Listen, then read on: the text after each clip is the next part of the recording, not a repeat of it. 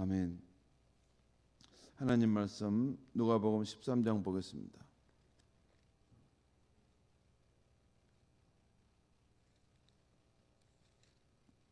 누가복음 13장 1절에서 9절까지 말씀 우리 한 절씩 교독하겠습니다. 누가복음 13장 1절에서 9절입니다. 그때 마침 두어 사람이 와서 빌라도가 어떤 갈릴리 사람들의 피를 그들의 제물에 섞은 일로 예수께 아뢰니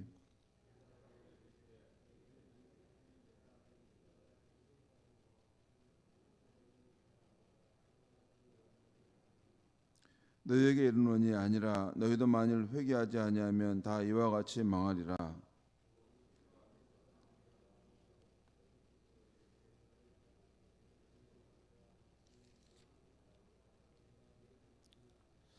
너희에게 이르노니 아니라 너희도 만일 회개하지 아니하면 다 이와 같이 망하리라.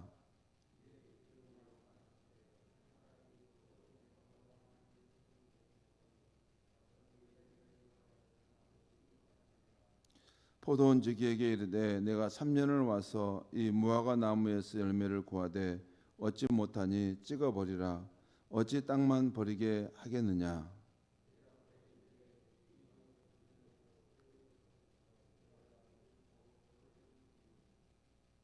함께 읽겠습니다. 이후에 만일 열매가 열면 좋거니와 그렇지 않으면 찍어버리소서 하였다 하시니라. 아멘. 오늘 말씀의 제목은 은총에 눈을 떠서 사는 행복한 인생입니다. 은총에 눈을 떠서 사는 행복한 인생. 오늘부터 이 설 명절 연휴가 시작되죠. 이번에는 이 코로나 때문에 이 자유로운 왕래는 어려운데요. 그래도 가족들과 즐겁고 안전한 설 명절이 될 수 있기를 바랍니다. 설 명절이 된다고 해서 꼭 멀리 가야 하는 것은 아니죠. 그냥 가까운 곳에 또 집에 머무르면서 조용히 또 시간을 보내고 또 세월이 지나가는 것을 음미하는 것도 좋은 시간이라고 생각합니다.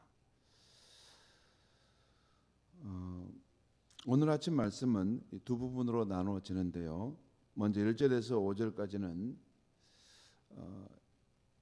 예수님 당시에 일어났던 이 비극적인 두 사건, 곧 갈릴리 사람들 몇 사람이 빌라도에 의해서 그 당시 그 지역을 관할했던 총독이었죠. 빌라도에 의해서 무고의 죽임을 당한 사건과 또 실로암 망대가 무너져서 18명의 사람이 죽은 사건을 예로 들면서 그들이 죄를 더 많이 지어서 그런 불행을 당한 것이 아니라는 것을 예수께서 분명히 말씀하고 있는 것입니다. 여러분, 그 당시 갈릴리 사람들이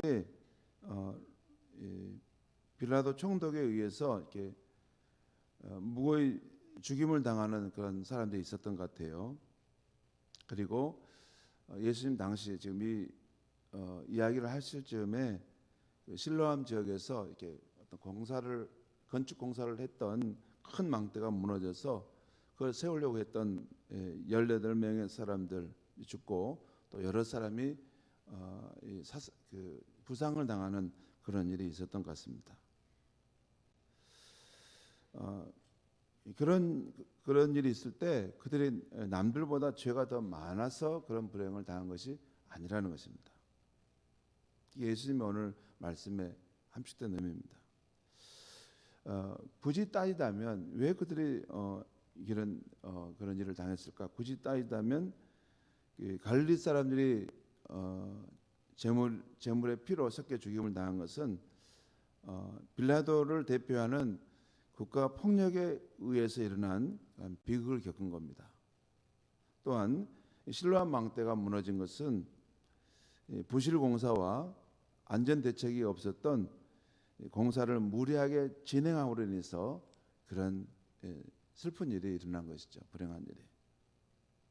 그러니까 우리가 현대를 살아가면서도 어떤 그 불행한 일을 당한 사람들을 보지 않습니까? 무슨 큰 뭐 오중 충돌, 뭐 칠중 충돌에 의해서 고속도로에서 어떤 일을 당하거나 또는 이런 어떤 천재지변이나 또는 인재로 인해서 어느 길을 가다가 갑자기 뭐가 떨어져서 또는 그 홀에 빠지게 돼서 죽임을 당하는 그런 죽게 되는 그런 일들이 있는데 이런 것이 왜 이런 일이 있는가 할 때 이제 그 자연에 의한 재해도 있을 수 있고 또 인간의 어떤 잘못과 때로는 야만성과 폭력으로 인해서 이런 일을 겪을 수 또 있다는 것입니다. 그러니까 어떤 일을 불행한 일을 당한 걸 볼 때 저 사람들이 남보다 죄가 더 많은가 보구나 그렇게 그 사람들을 매도해서는 안 된다는 것입니다. 죄로 인해서 지은 죄로 인해서 사람이 심판을 받는다면 뭐냐면 그 사람뿐만 아니라 그를 비난하는 사람들도 다 심판을 받아야 될 그런 존재들이고 어쩌면 더 악한 사람인데도 하나님의 은총으로 지금 그가 그 생명이 살아있고 유효하는 것일 수도 있는 것입니다. 그러니까 이 세상에서 불행을 당한 일을 볼 때 그것을 쉽게 저 사람들 하나님 저주 받아서 저런 것이다. 죄를 많이 지어서 그런 것이다. 너무 획일적으로 이렇게 단정을 지어서는 안 된다는 것입니다. 우선 예수님의 말씀은 그들의 죽음은 애도를 받아야 하고 그 유가족들은 위로를 받아야 될 슬픈 일을 그분들은 당한 것이라는 것입니다. 그렇다고 해서 그러면 인간이 죄가 없고 또 죄로 인한 심판이 없는가? 그것도 아닙니다.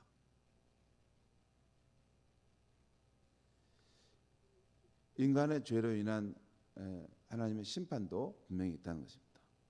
그러니까 그들뿐만 아니라 우리도 회개함이 없이 계속 살게 되면 이런 하나님의 심판을 받게 될 수 있음을 말하는 것입니다. 다음으로 오늘 보면 6절과 9절에서는 예수님의 이 비유 말씀이 나오는데 이 비유 말씀의 핵심은 우리 인생은 우리가 알지 못하는 은총의 보호를 받고 살고 있다는 것입니다. 우리가 이해하지 못하는 은총의 보호를 받고 산다는 것이죠. 여러분, 우리 어렸을 때 어린아이들이 그 부모가 그들을 배려하는 마음, 또 그들을 위해서 이렇게 은혜를 베푸는 마음 이런 거 다 압니까? 어린아이 때는 모르죠. 엄마가 왜 나를 이렇게 하고 싶은 걸 못하게 막는 거야? 또 엄마는 왜 이렇게 내가 이렇게 뭘 사고 싶은데 뭘 안 주는 거야? 이렇게 아이들 때는 부모의 마음을 다 헤아리지 못하기 때문에 부모가 나를 은총으로 대하는 것을 알지 못하지 않습니까? 근데 나중에 철이 들면 본인도 부모가 돼 보면 부모가 지난날 나에게 했던 것들은 때로는 내게 꾸짖는 것도 정말 나를 사랑하고 그래서 어머니가 해줬던 말이구나. 내가 정말 정직한 사람이 되도록 하기 위해서 그때 내가 거짓말했던 것을 그렇게 호되게 꾸짖었구나 하는 것을 깨닫고 그것도 은총이었구나. 감사한 삶을 산다는 것이죠. 오늘 예수님의 비유 보면 어떤 사람이 자기 포도원에 무화과 한 나무를 심었고 열매를 얻을까 해서 공을 들였는데 3년이나 되어도 아무 열매가 없었다는 것입니다. 기다릴 만큼 기다렸는데 아무 열매가 없게 되자 그래서 포도원주기에게 말하기를 이보게 이 나무를 베어야 되겠네. 계속 이 땅만 버리겠는가? 이렇게 열매 없는 나무를 계속 심어 놔서 땅만 버리겠는가? 그럴 바에야 다른 나무를 심고 한번 또 우리가 희망을 가져보게. 아마 이런 이야기가 됐던 것 같아요. 그때 포도원주기가 뭐 주인의 말대로 할 수도 있을 텐데 그 주인에게 이렇게 말씀했다는 것입니다. 오늘 본문 8절과 9절 말씀을 제가 읽겠습니다. 대답하여 이르되 주인이여 금년에도 그대로 두소서. 내가 두릅하고 거름을 주려니 이후에 만일 열매를 열면 좋거니와 그렇지 않으면 찍어 버리소서 하였다 하시니라. 이 무화과 나무 운명으로는 정말 아슬아슬한 상황이에요. 바로 도끼가 이게 탁 그 나무를 찍어 버릴 상황이에요. 아마 아무도 변론해 주는 사람이 없었다면 그것으로 끝났을 것입니다. 그리고 그 자리는 다른 나무가 아마 심겨졌을 것입니다. 그런데 이 포도원지기가 말하기를 주인이시여 금년에도 한 번만 더 이 나무에게 기회를 줘보시죠. 그리고 제가 이 나무 주변을 내가 좀 더 땅을 두루 파고 거름도 좀 한번 더 줘보겠습니다. 그러면 혹시 열매를 맺을지 압니까? 한 번만 더 기회를 줘보시죠. 그 이후에 주인의 명령대로 결정해도 늦지 않지 않겠습니까? 그러니까 포도원지기가 이 무화과 나무를 위해서 변론해 줬다는 것입니다. 그래서 주인이 자네 말도 일리가 있네. 한번 그렇게 해보게나. 그래서 이제 1년을 더 유예하게 되었다는 것이죠. 그러니까 그 무화과 나무에게 그 추가로 된 1년은 은총의 시간이죠. 이게 찍혀서 바로 끝날 상황인데 그 행위로 보면 한 번 더 이게 은총을 지금 베풀어서 이것이 지금 더 있는 시간이라는 거죠. 우리 인생의 날도 그렇습니다. 어떻게 보면 우리가 하나님의 은총으로 입어서 우리가 더 생명이 연장된 것도 있고 또 이렇게 망할 상황인데 그것을 피해서 우리가 오늘 그래도 희망을 갖고 살아가는 그런 삶의 여정도 있죠. 여러분, 이 비유의 해석은 분명합니다. 먼저 이 주인은 성부 하나님을 말합니다. 그리고 좋은 위치에 포도원에 심겼으나 열매 맺지 못하는 이 무화과 나무는 우리 각 사람을 말합니다. 하나님의 은혜를 받고 사는 우리 각 사람입니다. 그리고 주인의 뜻에 막아서서 한 해만 더 기회를 주십시오. 내가 땅도 더 파보고 거름도 더 주겠습니다 하는 이 포도원지기는 성자 예수님을 말씀합니다. 이건 뭐 명쾌합니다. 성부 하나님께서 이렇게 은혜를 베풀어서 우리의 생명을 이렇게 살게 하시고 또 열매 있는 삶을 바라시는데 우리가 그걸 못하니까 이제 이걸 끝내야 되지 않을까 할 때 성자 예수님이 중보자 아니십니까? 중보자라서 거기 서서 그러지 마시고 한 해만 더 기회를 줘보시죠. 또 제가 한번 힘써 보겠습니다. 이렇게 막아서서 그 역할을 했다는 것입니다.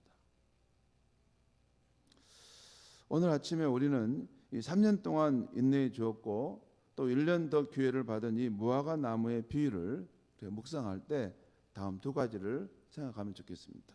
먼저 이 무화과 나무가 우리 각자라고 했는데 우리 각자는 우리가 다 알지 못하고 있고 또 우리가 다 이해하지 못하고 있는 하늘의 은총을 받고 사는 존재라는 것이에요. 이 무화과 나무처럼 좋은 위치에 포도원에 심겨졌고 또 좋은 농부의 돌봄을 받고 있고 또 잘 되기를 바라는 기도 속에 살아가는 인생이라는 것입니다. 이건 성부 하나님의 배려이죠. 그 주인의 배려예요. 또한 우리가 그 주인을 불신하고 영적 성장의 열매를 맺지 못했음에도 불구하고 다시 한번 우리 각자를 위해 자신의 십자가의 속죄로 하나님 앞에 우리를 중보하여 주시고 1년 더 은총의 시간을 달라고 간구하시는 성자 예수님이 그분의 중보가 우리의 삶에 있다는 것입니다. 여러분, 내가 잘해서 내가 꽤 괜찮은 사람이어서 내가 구원받은 이후에 이만큼 살고 있을까요? 우리가 그렇게 변화가 확 일어납니까? 그렇지 않습니다. 우리가 변화된 신분을 받았지만 그에 걸맞는 삶은 참 더딥니다. 여전히 죄도 많이 짓고 또 여전히 실수하고 넘어질 때도 많고 여전히 자기 기질과 고집, 자기 성품대로 사는 것이 우리 인생일 때가 참 많지 않습니까? 그때마다 성자 예수님의 그 중보의 역할로 우리의 생명이 보존되고 있는 것이라는 것입니다. 더구나 우리 주 예수님은 오늘 포도원 지기와 같이 우리를 위해 한 번 더 수고하고 더 걸음을 주어서 우리의 인생이 열매 맺게 하시려고 열매 맺도록 하신다는 것입니다. 여러분, 이것이 우리가 살고 있는 은총의 환경입니다. 물론 여기에 성령님의 역사하심도 있죠. 성령님께서 우리의 삶을 도우시는, 우리의 연약함을 도우시는 것도 있습니다. 아무튼 우리가 살아가는, 우리 크리스천이 살아가는 그런 은총의 환경이라고 할 수 있습니다. 이것을 우리가 누리고 사는 사람들이기 때문에 그 하늘의 은총에 대해서 늘 우리가 감사하는 마음을 우리가 갖고 살아야 된다는 것이고, 동시에 이 무화과 나무 비유가 우리에게 말하고 있는 것은 우리가 그렇다고 한없이 무익하게 살아서는 안 된다는 것입니다. 이제는 하나님과 예수님 앞에 철이 들고 성숙하여 영적 성장의 열매를, 성령의 열매를 맺는 우리가 되어가야 한다는 것입니다. 그것이 지금 1년이 더 유예되고 있다는 것이죠. 여러분, 우리 각 사람이 몇 년이 지금 유예되고 있는지는 잘 몰라요. 하지만 우리의 인생이 성부 하나님께서 주신 인생이고, 또 우리가 이 부족함이 많아서 이게 거두어 들여야 될 생명일 수 있는데, 예수님의 중보로 우리가 이게 유예되고 있는 생명의 시간일 수 있습니다. 그런데 그것은 계속 무익하게 살도록 하는 그런 생명의 시간으로 주어진 것이 아니라는 거예요. 이제는 깨우쳐서서, 이제는 철이 들어서 그런 성령의 열매를 맺고 정말 예수님다운 그런 영적 성장의 삶을 살아가는 그런 좀 풍성한 인생, 너가 있음으로 해서 너 주변에 있는 사람들이 복을 받고 정말 하나님께서도 너의 인생을 볼 때 흐뭇해하는, 예수님께서 십자가에 자기를 희생하고 내게 너를 중보하셨던 것들이 무가치하지 않고 가치 있는 삶이라는 것을 증명하는 시간으로 살아야 되지 않겠느냐라고 하는 그 요청이 있는 시간이라는 것입니다.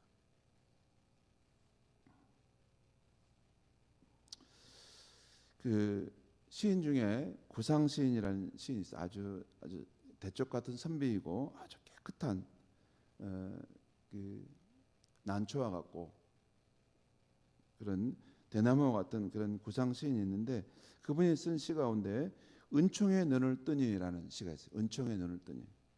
참고로 그분은 독실한 카톨릭 신자였습니다. 그 은총의 눈을 뜨니라는 그 시가 이렇습니다. 이제야 비로소 두일의 강아지만큼 은총의 눈을 뜹니다. 이제사 하늘이 새와 꽃만을 먹이고 입히는 것이 아니라 나를 공으로 은혜로 기르고 살리심을 눈물로써 감사합니다. 아침이면 해가 동쪽에서 뜨고 저녁이면 해가 서쪽으로 지고 때를 넘기면 배가 고프기는 매 한 가지지만 출구가 없던 나의 의식 안에 무한한 시공이 열리며 모든 것이 새롭고 모든 것이 소중스럽고 모든 것이 아름답습니다. 하나님의 은총의 눈을 뜨니까 저기 있는 새와 꽃들만 하늘이 돌보는 것이 아니라 나 같은 무익한 자도 알고 살리신다는 것을 깨닫게 될 때 감사하게 된다는 것입니다. 여기 보면 두일의 강아지만큼 은총의 눈을 뜨니라는 표현이 있어요. 두일의 강아지가 어떤 건지 아십니까? 여러분, 강아지가 태어나면 이게 아기지 않습니까? 이게 2주밖에 안 된 강아지예요. 그러면 눈을 잘 보지도 못하고 이렇게 하는, 아주 이제 갓 태어나 가지고 세상이 뭔지를 이제 눈이 뜨이는 그런 거죠. 성도 여러분, 예수를 믿고 하나님을 믿는 삶에 변화가 있으려면 하늘의 은총이 내 삶에 이렇게 비쳤다는 그 새에 이렇게 눈이 열려야 됩니다. 이게 하늘의 은총에 대한 눈이 열리지 않으면 사람이 다람쥐 쳇바퀴 돌듯이 갔던 길을 계속하고 항상 그 마음 그 태도로 살아갑니다. 그런데 우리의 삶에 정말 두일의 강아지만큼이라도 이런 작지만 미세하지만 내 삶에 어마어마한 은총의 그 환경 속에서 내가 지금 살아가고 있고 그 은총이 나를 지탱하고 있구나, 이걸 깨닫게 되면 세상을 보는 내 안목과 나의 삶의 태도가 달라집니다. 여러분, 저는 요즘에 봄이 오는 것을 느끼는데 봄이 오는 모습을 볼 때 예전과는 또 달라요. 분명히 해년마다 봄을 맞이하는데 그 봄을 맞이하는 저의 삶의 결이 달라요. 조금씩 더 인생의 철이 들어가는 것이죠. 그리고 내 삶이 하늘의 그런 놀라운 은총 가운데 뒤덮인 삶이고, 내가 먹고 사는 것, 내가 호흡하고 사는 것, 내가 건강하게 사는 것, 내가 두 다리로 걸어가고 사는 것, 우리 가정이 파괴되지 않고 평안 가운데 사는 것, 우리 교회가 코로나 상황 속에서 어려움을 당하지 않고 평안하게 그 유지해 가는 것, 우리 성도들의 삶이 이만큼이나 살아가는 것, 그 하나님의 놀라운 은총의 손길 속에 우리가 살아가는 것이구나. 하나님 감사합니다. 고맙습니다. 그 은총에 이제 조금이라도 내가 눈을 떠서 보답하는 삶을 살겠습니다. 그것이 철든 크리스천의 삶의 모습이라는 것입니다. 저와 여러분의 삶이 날마다 또 새해를 맞을 때마다 더 그 깊은 은총의 세계에 눈을 떠보면서 철에 들어가는 복된 인생이 될 수 있기를 주님 안에서 축원합니다. 기도하겠습니다.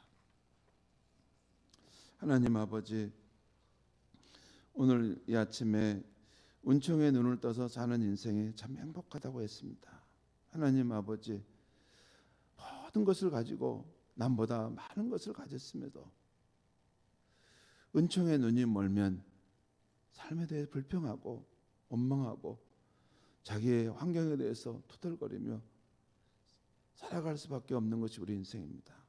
하지만 하늘의 은총의 눈이 뜨이면 내가 살아있다는 것, 내가 건강한 몸을 가지고 있다는 것, 내가 호흡할 수 있고 내 눈으로 새 봄이 오는 이 찬란한 빛을 볼 수 있다는 것, 이 모든 것이 너무 감격스럽고 고맙고 감사할 수 있는 일입니다.